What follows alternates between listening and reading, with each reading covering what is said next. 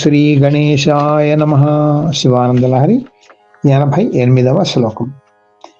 యదా కృతాంభో నిధిసేతుబంధనః కరస్థలాధ కృతపర్వతాధిపః భవాని తే లంఘిత పద్మసంభవః తదా శివార్చాస్తవ భావన క్షమః.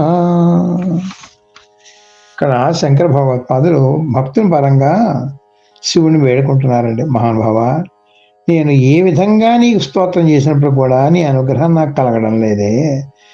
నీ పూజా స్తోత్ర ధ్యానాలు చేయడానికి నేను సమర్థుని కానా? పూర్ణ సమర్థత కావాలి అనుకుంటే బహుశా ఆ సముద్రం మీద వారధి కట్టినట్టు శ్రీరాముడంతటి వాడిన వాళ్ళేమో, లేదా అరచేత్తోటేమో వింధ్యపర్వతాన్ని నేలకి అణగదొక్కాడు అయినటువంటి అగస్త్యుని కావాలేమో, లేదా సృష్టికర్త అయిన బ్రహ్మదేవుడి కన్నా గొప్పవాడిని అవ్వాలేమో మహానుభావ.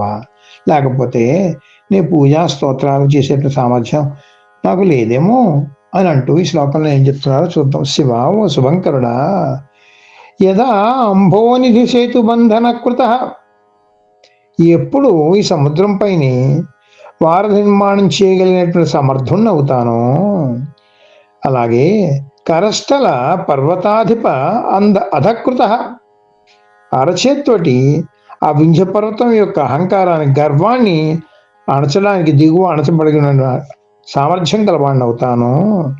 లంఘిత పద్మ సంభవ, బ్రహ్మదేవుడి కన్నా కూడా అతిశయింపబడినటువంటి ఎక్కువగా గలవాడిని, ఎక్కువ శక్తి గలవాడిని అవుతాను. ఆ విధంగా అప్పుడు తే అర్చా స్తవ భావన క్షమ భవాని, అప్పుడు కానీ నీ యొక్క పూజందు కానీ స్తోత్రములందు కానీ ధ్యానముందు కానీ సమర్థత కలిగిన వాడిని కాలేనేమోనయ్యా మహానుభావ అంటున్నాడు. చూసారా? అంటే ఇక్కడ ఏమిటంటే శివుడంతటి వాడిని పూజ చేయగలిగిన స్తోమత ఉండాలంటే సముద్రానికి వారధి కట్టినట్టు శ్రీరామచంద్రుడు అంతటి వాడు అవ్వాలట. ఎందుకంటే ఆయన ఏం చేశాడు, అక్కడేమో ధ్యానం చేసుకుని అప్పుడేమో ఆ సముద్రం యొక్క అనుగ్రహం కూడా పొంది ఆ సముద్రం మీద వారధి కట్టి తర్వాత రావణ సంహారం చేసి ఆ బ్రహ్మహత్య పాతకం పోవాలని చెప్పేసి మళ్ళీ శివప్రతిష్ఠ చేయడానికి చెప్పి రామేశ్వరం వచ్చి అక్కడేమో ప్రతిష్ఠ చేశాడు. అంటే ఇంత శివార్చన చేస్తే శ్రీరాముడంతటి వాడు అక్కడ వారధి కట్టగలిగాడు, తీసుకొచ్చి మళ్ళీ ఇక్కడేమో ఆ లింగ ప్రతిష్ఠ చేశాడు. మరి అంత అలాంటి శ్రీరాముడు వంటి వాడిని నేను కావాలా? లేదు అంటే అగస్త్యుడు కాశీ నుంచి బయలుదేరి వస్తున్నప్పుడు ఆ వింధ్య పర్వతం అలా అలా అలా పెరిగిపోతుంటే అరచేత్తోటేమో వారి అబ్బాయి కిందికి దగ్గర నువ్వు, నేను దక్షిణ దేశంకి వెళ్తున్నాను, మళ్ళీ తిరిగి వచ్చే వరకు నువ్వు అలాగే ఉండరా అంటే, మహానుభావ గురువు గారు అలాగే నేను మీరు చెప్పిన మాట వింటాను. ఎందుకంటే అగస్త్యుడేమో ఆ వింధ్య పర్వతానికి గురువు గారు, అందుకని అలాగే ఉంటాను. అలాగా ఆ వింధ్య పర్వతం అణగదొక్కాడు. అలాంటి అగస్త్యుడు లాంటి వాడిని వానాలి. లేదా ఆయన అగస్త్యుడు వెళ్ళి శ్రీరామచంద్రుడేమోను సంకట పరిస్థితిలో ఉంటుంటే రామరావణ యుద్ధంలో ఆయనకు ఆదిత్య హృదయం ఉపదేశం చేసి ఆయన యుద్ధ సన్నద్ధుని చేసి ఆయనకు విజయం చేకూర్చాడు కదండి అగస్త్యుడు. అలాగా అంత ఆ శంకరులేమోను శివుణ్ణి స్తుతించాలంటే అగస్త్యుడంతటి వాడు అవాలా, లేదా ఆ నారాయణ నాభిలోంచి పుట్టినటువంటి ఆ బ్రహ్మ ఉన్నాడు కదా, సృష్టికర్త అని చతుర్ముఖ బ్రహ్మ, ఆయన ఆ పద్మంలో ఉండగా ఏమిటి ఆ బ్రహ్మగారికి అమ్మాను వచ్చింది, ఏమిటి ఇక్కడికి వచ్చి నేను పడ్డాను, ఏం చేయాలి అని తెలియక ధ్యానం చేయడం మొదలెట్టాడు. ధ్యానం చేసి నారాయణ దగ్గరికి వెళ్ళాడు. అలాగా ఆ బ్రహ్మదేవుడు ఏ విధంగా అయితే ధ్యానం చేసి నారాయణ దర్శనం పొందాడో అలాంటి ధ్యానం కూడా నేను చేస్తే కానీ నువ్వు నాకు ఏమో లభించవా మహానుభావ అని చెప్పేసి వేడుకుంటున్నాడండి. నేను అంతటి వాడిని అవ్వాలి అండి అంటే నువ్వు నా అంతటి వాడిని చెయ్యి, నేనేం చేయగలను?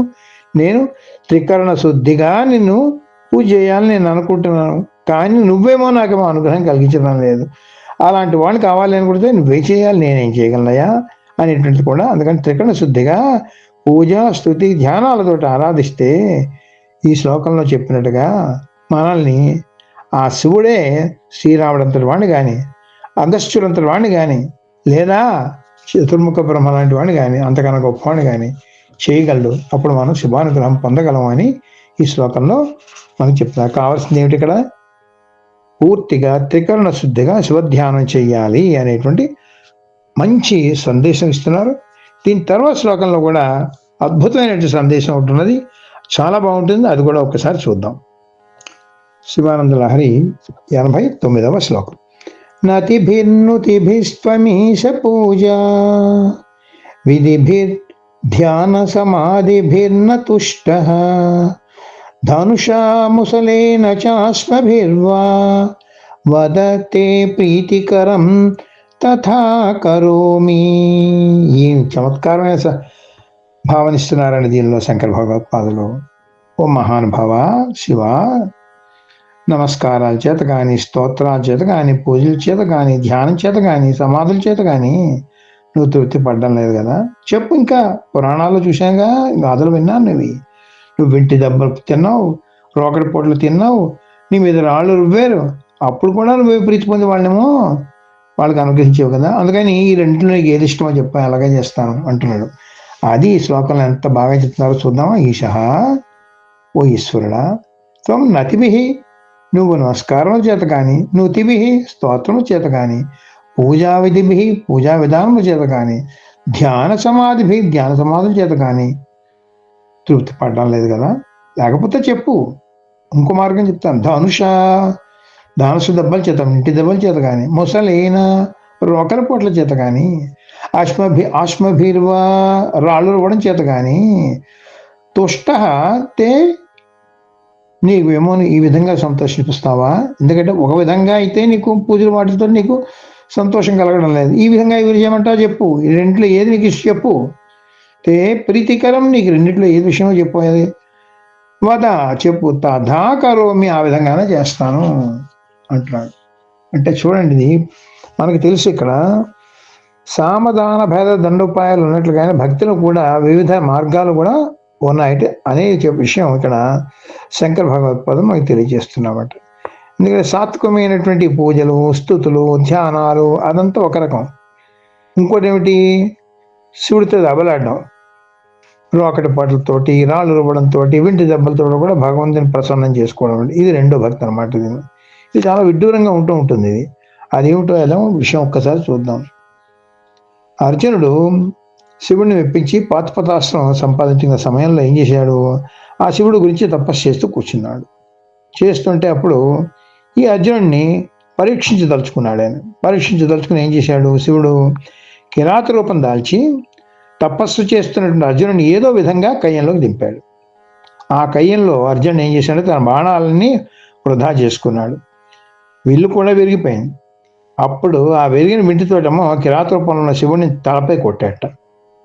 అది కూడా పనిచేయకపోయింది. అప్పుడు ఏం చుట్టుపక్కల రాళ్ళు ఉంటే రాళ్ళు తీసుకుని రువ్వేట. అది కూడా వ్యర్థమైపోయేట. బలంగా ఏం చేస్తుంటే ఇంక లాభం లేదు, పిడికితోటేమో కుదురు గుద్దేట ఆ శివుని. అప్పుడు కూడా పని జరగలేట. అప్పుడు ఆఖరి చివరికి ఏమో పాల్పోకప్పుడు ఏం చేశారన్నమాట, ఇద్దరు ముఖాముఖి బాహాబాయి కుస్తీ పట్లకు పట్టున్నారు. అప్పుడు అర్జున్ యొక్క ధైర్య సాహసాలకి మెచ్చి వీడికేమో పాశుపతాస్త్రం అర్హత ఉన్నది అని చెప్పి కిరాత రూపాన్ని వదిలి శివుడేమో ప్రత్యక్షమై పాశుపతాస్త్రాన్ని ఇచ్చినట్టుగా పురాణాలు చెప్తున్నాయన్నమాట. అందుకని ఈ కథలోని విషయాలను శంకర్లు తీసుకుని చాలా గమ్మత్తుగా ఈ శ్లోకంలో చెప్పారన్నమాట. నీకు పూజలు, స్తోత్రాలు, ధ్యానాలు, సమాధులు వీటి మీద నువ్వు సంతృప్తి చెందకపోతే చెప్పు, నోకటి పొట్లు కావాలా, లేదు ధనస్సులు కొట్టాలా, నిన్ను కుస్తీ పట్టాలా, గుద్దులు గుద్దాలా, రాళ్ళు కొట్టాలా, చెప్పు. ఏది కావాలంటే అదే చేస్తాను, నాకేం పర్వాలేదు అని చక్కగా చెప్తున్నారు అనమాట. అంటే ఏమంటే దీనిలో కావాల్సింది ఏంటంటే శివుని మీద ఏకాగ్రత కావాలి. అదే దీనిలో చెప్తున్నారు. అటువంటి చక్కటి సందేశం ఇచ్చిన శంకర భగవత్పాదులకి నమస్కరిస్తూ నమశివాభ్యాం. మన మోహనవాణి కార్యక్రమాలు మీకు నచ్చినట్లయితే వెంటనే ఒక లైక్ చేయండి, అలాగే కామెంట్ చేయండి, ఎక్కువ మందికి షేర్ చేయండి. సబ్స్క్రైబ్ చేసుకోకపోతే వెంటనే మన ఛానల్కి ఇప్పుడే సబ్స్క్రైబ్ చేసుకోండి. ధన్యవాదాలు.